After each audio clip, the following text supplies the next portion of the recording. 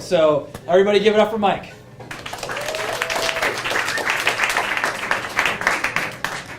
Thank you very much.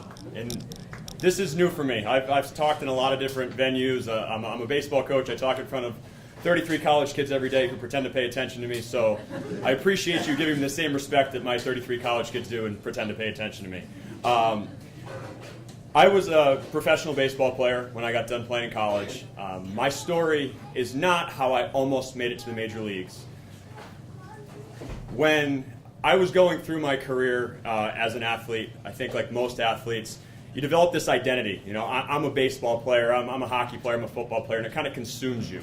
And I had a father who, God bless him, was really good at building my confidence. So I was always the best player at everything. Even when I was 0 for 20, I was the best hitter on the field.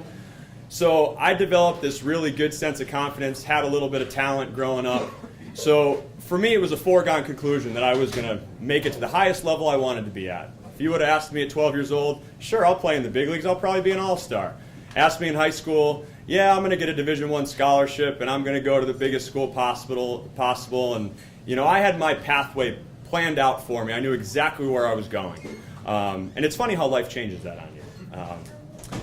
But going through my career as a baseball player, I was always the most confident person, always one of the best players, and kind of just going step to step with things. So as a high school athlete,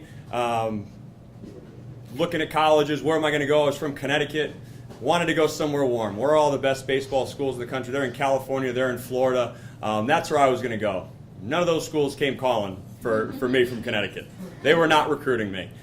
So I got to spin that a little bit and say, well, I wasn't interested in leaving home to go to college. I wanted to stay close to home, so I chose UConn. Went to UConn, had a chance to play right away. You know, I expected that. I was going to be the starter as a freshman. So I walked into a situation, and I'm the starting catcher, and, you know, 2 years from now, I'm going to be drafted. So junior year comes around, and a little bit of background on how the Major League Draft works. Once you enroll in a 4-year college, you have to either turn 21 years old or complete 3 years of college to be drafted. So my junior year, I'm expecting, you know, this is my time. I've been the best player all along. I'm great. I'm going to get that phone call from that team telling me that I'm getting drafted. Well, that phone call didn't come. So the draft's in June, didn't get that phone call. I got a chance to go play in the Cape Cod Summer League, which they've made kind of a silly movie about, but it's kind of this league of college baseball players from all over the country, supposed to be the best of the best. I can officially say that I probably was the worst of the worst in that league during that summer. If they hold records for pass balls, and pass balls are when the catcher, the ball hits his glove and it rolls to the backstop, I'm pretty sure I hold that record. I spent more time turning around, running to the backstop, waving to all the scouts, picking up the ball, and then throwing it back to where it was supposed to be, than actually catching it. So it was a rough summer. But I was going to go back to UConn for my senior year. Okay, I didn't get drafted as a junior. I will definitely get drafted as a senior. I'm going to play pro baseball.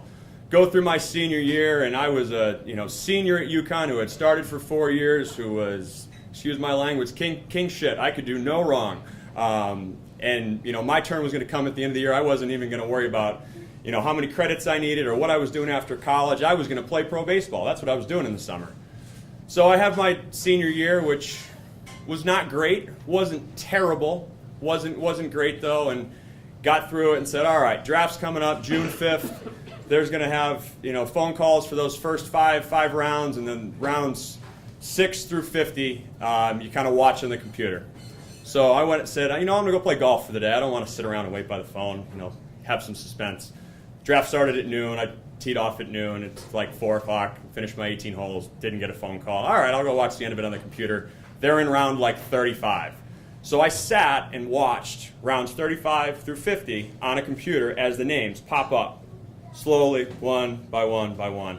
As they start getting into the 40 rounds of the draft, the later rounds, the people who are drafted, it's like son of the traveling secretary of the New York Yankees, who's 9, who's not going to sign. Meanwhile, my name's still not called. Get to round 50, I'm like, all right, it's not quite the round I wanted to go in, but I'll take it. Draft ends, Mike Leonard, not called, was not drafted. I sat there and stared at that computer for a while and was like, what just happened? How did I not get drafted? I was the best player in the state of Connecticut in high school. I was a starting catcher for 4 years. What happened? Got done with school. Graduation was kind of over at that point. Went home. Decided, you know, there's this men's league. I'm just going to go play baseball for the first time since I was probably 11 years old. Just playing the game with, you know, older men who are now kind of probably my age. And the guy who coached the team was in his 40s, 50s, and his roommate in college was the regional scout for the Red Sox. So I get done with that game, and then, you know, had a blast playing. A week later, I get a phone call from the Red Sox, said, would you like to sign a contract and come to Fort Myers? So I got a chance to go to the very bottom level of the minor leagues and play in their rookie league as the oldest, whitest kid in the rookie league, because that league is for Latin American players who it's their first time in America. That's why I say that. But I got my chance, even though I almost didn't, and it was basically my own fault. So, thank you. Awesome. That's great. Thank you, Mike.